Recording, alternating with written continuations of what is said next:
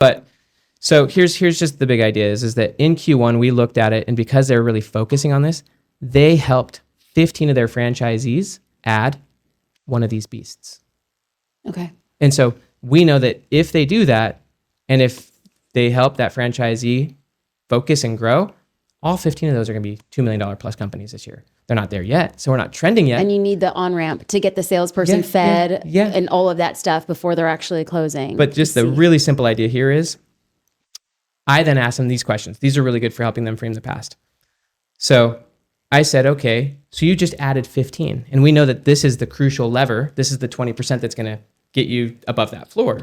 And so I said, before Q1, so at the beginning of the year, how many of these beasts or these amazing salespeople did you have throughout all these franchisees? They said 21. This is a business that's been around for 50 years. So I said, let me get this straight. In all those 50 years, you had 21 of these amazing salespeople in the whole business. And now in Q1 alone, you just added 15. Wow. I'm like, that to me sounds like you made the right progress. And Yes. But also, last one is this. I said this, and this is a really important framing question. I said, if we were to go all the way back to 2023, and if your 2023 self at January were to hear about what you just accomplished in Q1, what would they think?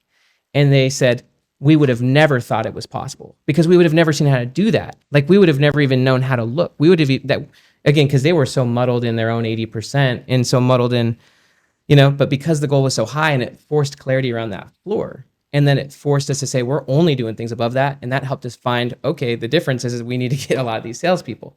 Now we're building the system around that new floor, which is getting a lot of these people. So the amount of progress that they actually made was more progress in that quarter than I'd say they've made in terms of learning, growth, potential, and what's going to set them up.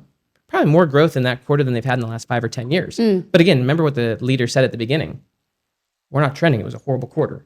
And so that's how you properly frame your past, is you actually look for what is the most effective things we actually learned. Another beautiful question is, how am I different from who I was?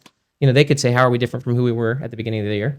I could also ask, just in a simple way, how am I different from who I was last week? What do I now know? How am I different from my past self?